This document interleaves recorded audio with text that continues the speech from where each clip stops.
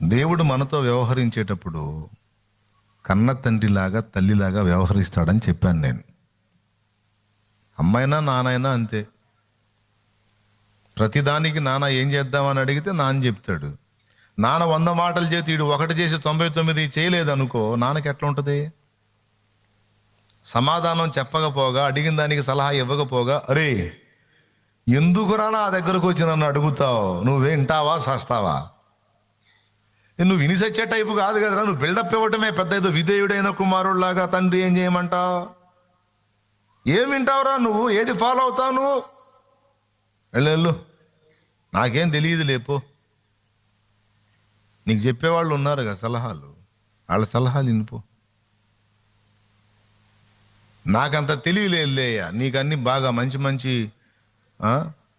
ఐడియాలు ఔడియాలు ఇచ్చే తెలివి నాకు లేదు. నీకు చెప్పేవాళ్ళు ఉంటారు, మళ్ళీ నువ్వు కూడా చాలా తెలివిగలదానివి, తెలివిగలరోడివి కదా, నీ మనసుకు తోచినట్టు చెయ్యి. అదేంది నాన్న అట్లా అంటావు? రే పోరా బాబు, నా దగ్గర వద్దుపో అనవు నువ్వు. నీకు కూడా పిల్లలు ఉన్నారుగా. అలా కాకుండా నువ్వు చెప్పిన మాట చెప్పినట్టు చేయటానికి వాడు తాను సిద్ధపరచుకుంటే వాడు అడగకపోయినా వెంటబడి చెబుతావు. కానీ అడిగినట్టు అడిగి విన్నదాన్ని పెడచెవిని పెట్టేవాడికి 1-2 సార్లు చెప్పి 3వ సారి ఏం చేస్తావు? సావరని ఈ సావని వదిలేస్తావు. అవునా? దేవుడు కూడా అంతే సోదరా, దేవుడు కూడా అంతే. ఏంటంటే గడచిన సంవత్సరాలు నా స్వరాన్ని పెడచెవిన పెట్టావు, నీ మనసుకు తోచినట్టు నడిచావు.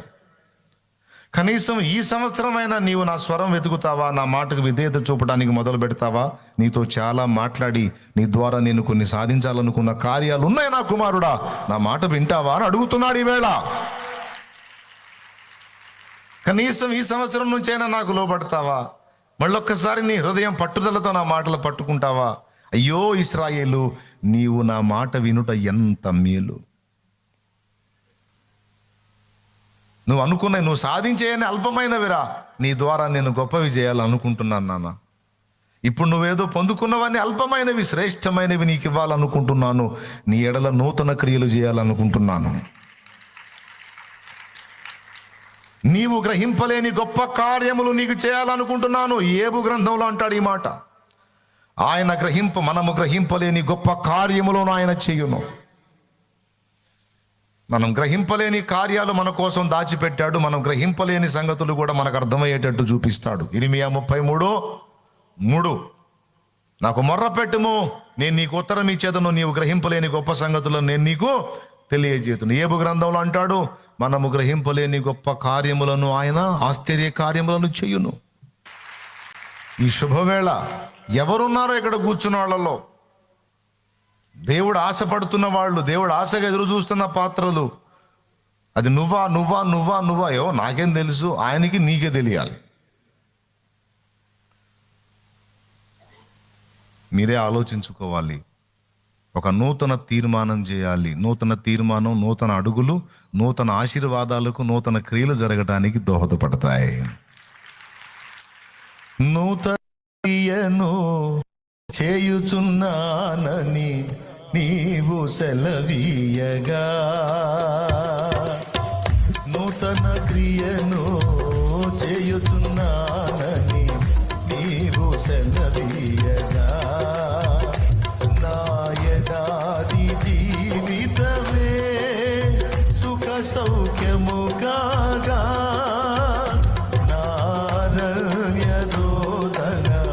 ఉల్లాసముగా మారిపోయనే, నారల్యలోదన ఉల్లాసముగా మారిపోయనే. కృపా సత్య సంపూర్ణుడా, సర్వలోకానికే చక్రవర్తివి నీవే యేసయ్యా, సర్వలోకానికే చక్రవర్తివి నీవే యేసయ్యా, నా సన్మానానికే మహనీయుడవే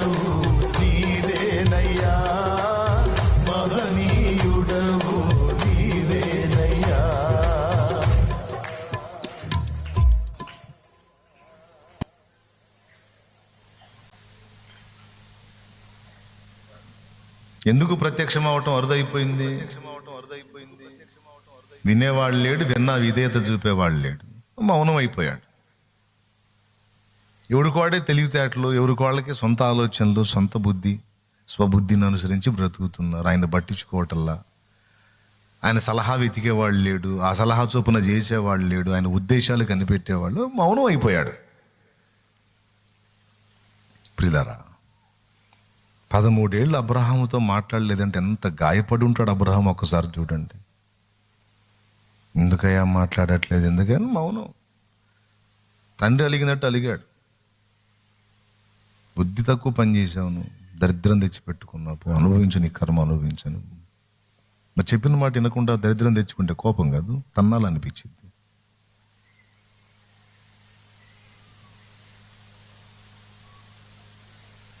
తండ్రి ఏదో చెబుతాడు, వీడు వినడు, ఏదో కొనకొచ్చుకుంటాడు. కొనకొచ్చుకొని వచ్చి ఇటు పట్టుకొని కూర్చుంటే తండ్రికి వెళ్ళి చూస్తాడు, తేడా పడింది నాన్న అని. ఆయన ఏమంటాడు? సరే, తేడా పడింది నాన్న, సరేరా, ఏంది, ఏం చేద్దాం? ఏమో నాకేం తెలుసు, నాకేం తెలుసయ్యా, జగన్నాటక సూత్రధారిలాగా అన్నీ చేసావుగా, చేసుకో. కాదులే చెప్పు నాన్న, ఏం చేద్దాం? ఏం చేసేది ఏంది? నన్ను అడిగితే నాకేం తెలుసు? నీకు సలహాలు చెప్పేవాళ్ళు ఉన్నారుగా, పోయి వాళ్ళని అడిగిపోయావు. అరే నేను చెప్పాగా నీకు వద్దురా అని, చెప్పానా? అరే వినవు నా మాట, మళ్ళీ నా దగ్గరికి ఎందుకు వచ్చావరా నువ్వు? నీ కంటికి దిశాయించనుగా నేను, పో. మాట్లాడటానికి ఇష్టపడతారా? తండ్రి మండిపోయిద్ది. ఇక అలివయ్యే కొడుకే తంతాడు కూడా, చిన్నోడైతే పెట్ట బాతాడు కూడా. ఎందుకు చేశావు? వద్దన్నా, ఎందుకు చేశావు? అబ్రహాముని కొట్టలేకపోయాడు. అబ్రహాం ఎంత సమస్య తెచ్చి పెట్టుకున్నాడు ఆయనకి తెలుసు, అబ్రహాంకు తెలియదు. నా బంగారు కొడుకు, నా ముద్దుల కొడుకు అన్నాడు. అందులోంచి వచ్చేవాడు తర్వాత వాడికి శత్రువు అవుతాడని తెలియదు. ఇదంతా ఆయనకి తెలుసు. ఏం కొనకొచ్చుకున్నాడో, ఏం తగలబెట్టుకున్నాడో పెద్ద ఆయనకి తెలుసు. ఈరోజు మనం వేసే అడుగుల వల్ల మనం ఏం దరిద్రాలు తెచ్చుకుంటాం ఆయనకి తెలుసు. తెలిసే వద్దురా అంటాడు, తెలిసే వద్దామా అంటాడు. మనకు నచ్చదే ఆ మాట. మనం చేసేవన్నిటికి సపోర్ట్ చేసి, నువ్వు చేయదలుచుకున్నది చేయుము, నేను నిరంతరం నీకు తోడై ఉంటాను, నువ్వు ఎట్లనన్నా ఊరేగుము, నేను నిన్ను కాయుచూ ఉంటాను, నువ్వు ఎట్లనన్నా తగలబడుము, నేను నిరంతరం నీకు సహాయకుడిని ఉన్నానంటే మనకు హాయిగా ఉంటుంది. అట్టుండాలి దేవుని వాక్కంట. మనం ఏం చేసినా సరే దేవుడు ఓకే అని ఎప్పుడు పచ్చజెండా చేతిలో పట్టుకొని ఇక ఊపే పనిలోనే ఉండాలా. నువ్వు వాగులో దూకుతున్నా, ఒడ్డు కింద పడుతున్నా, నువ్వు ఏ గుంటలో దూకుతున్నా, ఏ గోతిలో పడుతున్నా సరే, ప్రభా పెద్ద గుంట చూసుకున్నా ప్రభు దూకాలనుకుంటున్నా అంటే పచ్చజెండా, పెద్ద జెండా తీసుకొని అటు తిప్పి ఇటు తిప్పి వెళ్ళిపో అనేటట్టుంటే, అబ్బా ఇది దేవుని హక్కు, అబ్బా ఇది దేవుని కార్యం.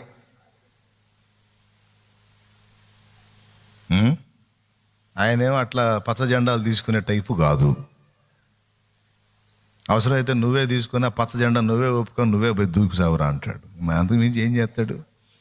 ఏం అనుకోవాకుండా ఉన్న సంగతి ఉన్నట్టు చెప్తున్నాను నేను. దేవుణ్ణి ఎరగనోడు అంటే తీసేయండి. దేవుణ్ణి ఎరిగి నీకు మంచి ఆలోచనకర్త ఉండి కూడా నువ్వు సోది పనులు చేయటం, దరిద్రాలు తెచ్చుకోవటం, వద్దురా అంటే వినకుండా ఊరేగటం మంచిది కాదు కదా, దిద్దుకోవాలి కదా.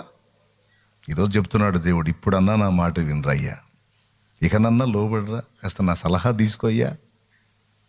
దేవునికి స్తోత్రం కలుగును గాక. 13 ఏళ్ల తర్వాత మళ్ళా వాక్కు ప్రత్యక్షమైంది. బహుశా 13 ఏళ్ళు ఏడ్చుంటాడు. మాట్లాడవా, నాతో మాట్లాడవా. ఇంకేముంది, నేను ఇస్తాను అన్నదాన్ని నువ్వే పొందేశావుగా. కొడుకు కూడా కొడుకు పుట్టాడుగా, ఇంకెందుకు నాన్న నేను మాట్లాడేది, పొందుకున్నావుగా.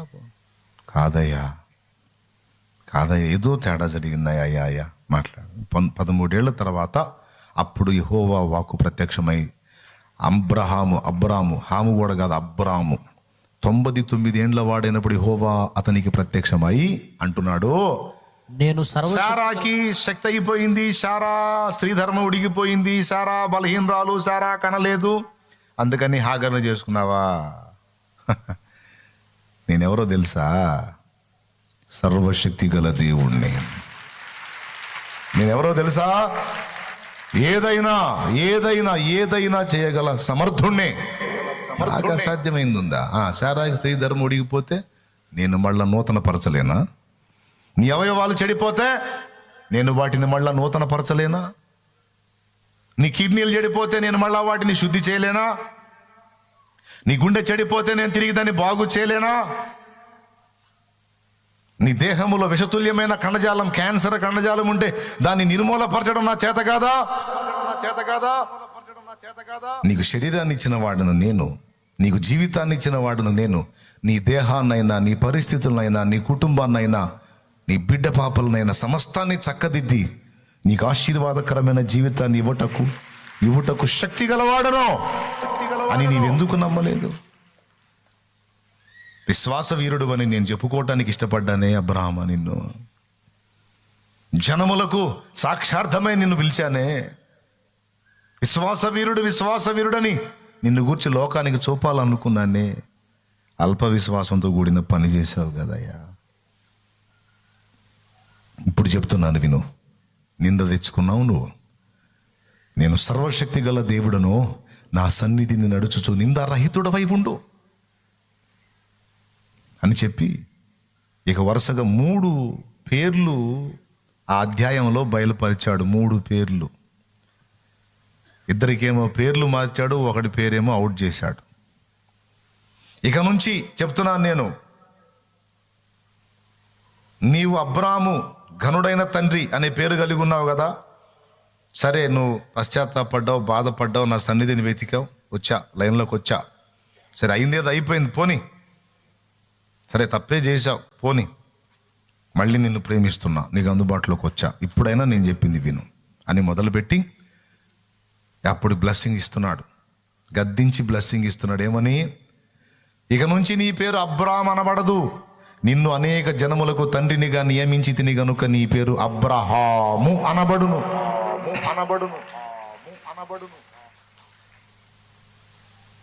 మళ్ళీ చెప్తున్నాడు, అనేక జనములకు నిన్ను తండ్రినిగా నియమించాను. అదేందండి, తండ్రిగా చేస్తాననాలి కదా, నియమించానేంది? ఆ పదం పట్టుకోవాలి మనం. నియమించటము అంటే అంతకుముందు తనది కాని పదవిలో ఒకడిని పెట్టడం.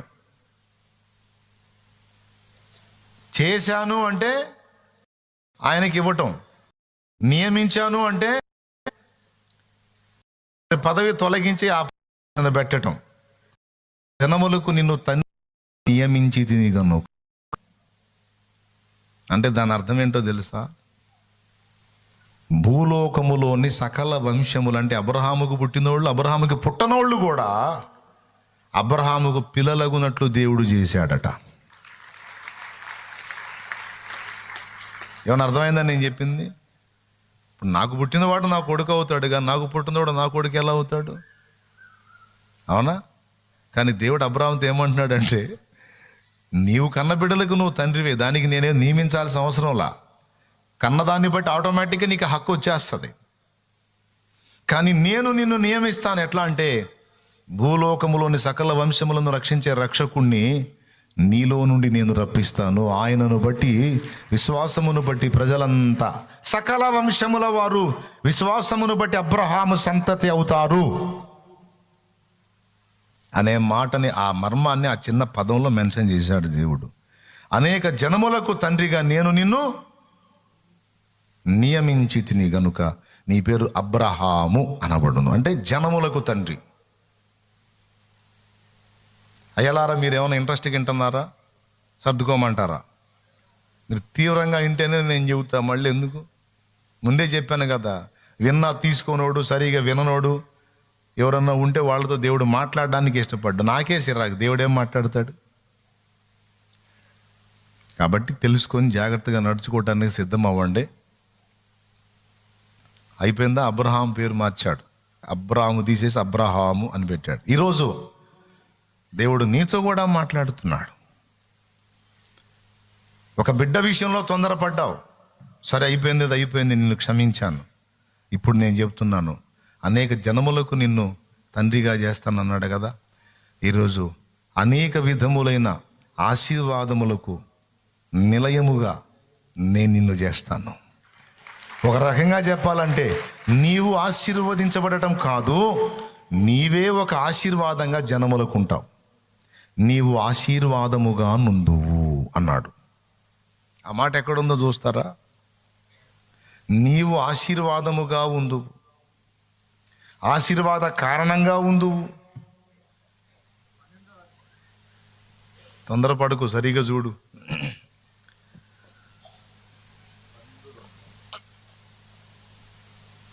ఏముంది నాన్న? 12:2 ఏముంది? నిన్ను గొప్ప జనముగా చేసి నిన్ను ఆశీర్వదించి నీ నామమును గొప్ప చేయుదును, నీవు ఆశీర్వాదముగా నుందువు. అసలు ఆ మాట చూడండి, చివరి మాట. నీవు ఆశీర్వదించబడటం వేరమ్మా, నీవు ఆశీర్వదించబడటం వేరు తమ్ముడు. నువ్వు ఆశీర్వాదంగా ఉండటమేంది? నీకు ఆశీర్వాదం రావాలని మాట మాట్లాడాలి, కానీ అసలు నువ్వే ఒక ఆశీర్వాదం అంటే అది ఎలాగా? ఇప్పుడు నన్ను రక్షణలో నడిపించాడు ఓ భక్తుడు. ఆ భక్తుడు నాకు దేవుడిచ్చిన ఆశీర్వాదం. ఆ భక్తుడు నాకు వ్యక్తి రూపకమైన ఆశీర్వాదం, అది వ్యక్తిగా కనపడుతున్న ఆశీర్వాదం. ఇప్పుడు నా ద్వారా మీరు ఏదైనా ఆత్మీయ మేలు పొందితే నేను మీకేమయ్యాను? ఆశీర్వాదము. శాలేం అన్న ద్వారా మీరు ఆశీర్వదించబడ్డారా, లేకపోతే శాలేం అన్నే మీకు ఒక ఆశీర్వాదమా? అట్లా మిమ్మల్ని నడిపించే దైవజనుడు మీకు ఒక ఆశీర్వాదం. అట్లాగా ప్రజలు అబ్రహాముని ఏమంటున్నారో తెలుసా? అబ్రహాము ద్వారా మేము ఆశీర్వదించబడ్డామన్న పదం కదా, అబ్రహామే మాకు ఒక ఆశీర్వాదం. అట్లాగా నువ్వే జనములకు ఒక ఆశీర్వాదంగా ఉండేటట్టు నేను చేస్తానంటున్నాడు ఆయన. 10 మందికి నువ్వు జాబ్ ఇచ్చావు అంటే ఆ 10 మందికి నువ్వు ఒక ఆశీర్వాదం. 10 మందికి నువ్వు ఒక దీవెన. 10 మందికి నీ ద్వారా అంత కడుపు నింపాడు, 10 మందికి అంత నీ ద్వారా 10 కుటుంబాలు పోషించబడుతున్నాయి అంటే ఆ 10 కుటుంబాలకి నువ్వే ఆశీర్వాదం. ఆ ఆశీర్వాదం వాళ్ళకి నీ రూపంలో ఉందన్నమాట. ఇంకా అర్థం కాకపోతే నేను చేయగలిగింది ఏం లేదు. అలా చేయబోతున్నాను నిన్ను. నువ్వు ఒక ఆశీర్వాదం అయిపోతావు సమాజానికి, జనానికి. అంటే వ్యక్తిగతంగా నువ్వు ఆశీర్వదించబడతావు, సమాజానికి, ప్రజలకు కూడా నువ్వు ఒక ఆశీర్వాదంగా ఉంటావు అన్నాడు. తర్వాత నీ భార్య అయిన శారాయిని, శారాయి అనవద్దు, శారా అని పిలువు. ఆమె రాజకుమారి. బలహీనురాలు, నిజంగా అన్నట్టే పనికిరాదని అనుకున్నావు కదూ. ఎందుకు అనుకున్నావు ఆమెను బలహీనురాలని? ఆ బలహీనురాల్ని బలవంతురాలని నేను చేయలేనా? ఆ శక్తిహీనురాల్ని శక్తి గలదానిగా నేను చేయలేనా? ఇదిగో గుర్తుపెట్టుకో, ఆమె గర్భము నుండి నేను వాగ్దానం చేసిన కొడుకు పుడతాడు.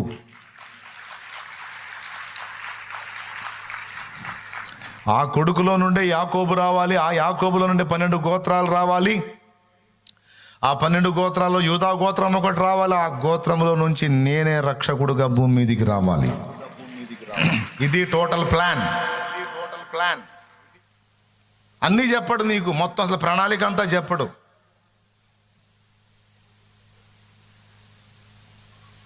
నువ్వు వినే కొద్దీ కొంచెం బయలుపరుస్తూ ఉంటాడు. మన వ్యవహారం ఏంటో తెలుసా? మొత్తం షీట్ అంతా ఇవి దేవా అని అడుగుతాం. చూశారులే నీ సంబడం, ముందు మొదట చెప్పిన దానికి విధేయత చూపి తర్వాత చెప్తాను మిగిలిన మ్యాటర్ అంటాడు. కాదు బ్రో, టోటల్ ప్లాన్ ఏంటో మొత్తం అసలు మనకి మ్యాటర్ చెప్పండి అంటే అటు కుదిరిద్ది. స్టార్టింగ్ నుంచి ఎండింగ్ దాకా మొత్తం చెప్పమని కూర్చుంటావు, నువ్వు చెప్పడో.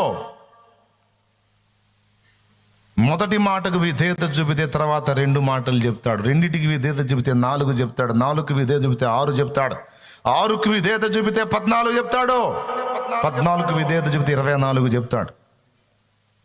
నువ్వు లోబడే కొద్దీ, నువ్వు లోబరుచుకునే కొద్దీ, ఆయన మాట వెదిగే కొద్దీ, విధేయత చూపే కొద్దీ ఆయన వాక్కు సమృద్ధిగా నీకు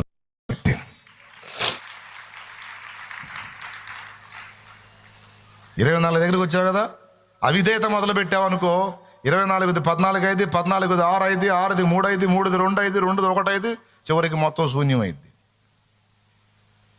ఇంకేమైనా పై నువ్వు చెప్పుకోవటం, దేవుడు నాతో అలా మాట్లాడాడు, ఇలా మాట్లాడాడు, అప్పుడు మాట్లాడు, ఇప్పుడు మాట్లాడు. ఆయన పిత్రపోయి చూస్తున్నాడు, ఎప్పుడు మాట్లాడాను పనికి మళ్ళీ. నేను ఎప్పుడు మాట్లాడా పనికి మనోడు తెగ చెబుతావు దేవుడు మాట్లాడు దేవుడు మన ఇద్దరు కనెక్షన్ కట్టే ఛానల్ అయింది కదా ఉరుగా మాట్లాడేవలేను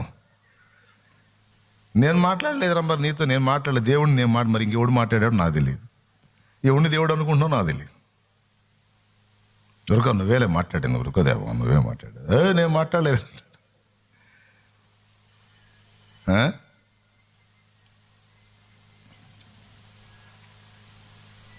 బిడ్డదా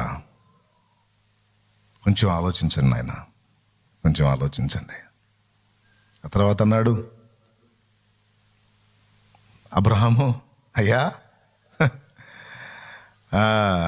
86లో 75లో పిలిచావు 86లో తేడా పడ్డాను ఇప్పుడు 99 ఆ 75లో 86లో చేయనోడి 99కి చేస్తావా ఏదో చెబుతున్నావు 100 ఏండ్ల వానికి సంతానము కలుగునా 90 ఏండ్ల సారా కనునా అని మనస్సులో అనుకోనేను బయటికల్లా మనస్సులో అనుకున్నాడు బాయ్ అప్పుడు ఆయన ఏమన్నాడో తెలుసా అబ్రహాము నవ్వి అన్నాడు కదా ఆ తర్వాత ఏమన్నాడు ఏమయ్యా 100 వస్తున్నాయి ఇక ఆమెకు 90 ఏందయ్యా అని మనసులో అనుకొని నవ్వి నీ సన్నిధిని ఏదో తిప్పలు పడి మంచో చెడ్డో కన్నానుగా ఒకడిని ఇక వాటితో తృప్తి చెందుతాలే ఆ ఇష్మాయేలుతో మన వ్యవహారం అంతా ఇంతే ఉంటుందండి అంత అల్ప సంతోషమే అంత 5 రూపాయల వ్యవహారమే ఆయన 5 కోట్లు ప్లాన్ వేసుకొని ఉంటాడు మనం 5 రూపాయలు చూసుకొని వాయమ్మో నాకు 5 అమ్మో 5 రూపాయలంటే 1 2 3 4 అమ్మ 5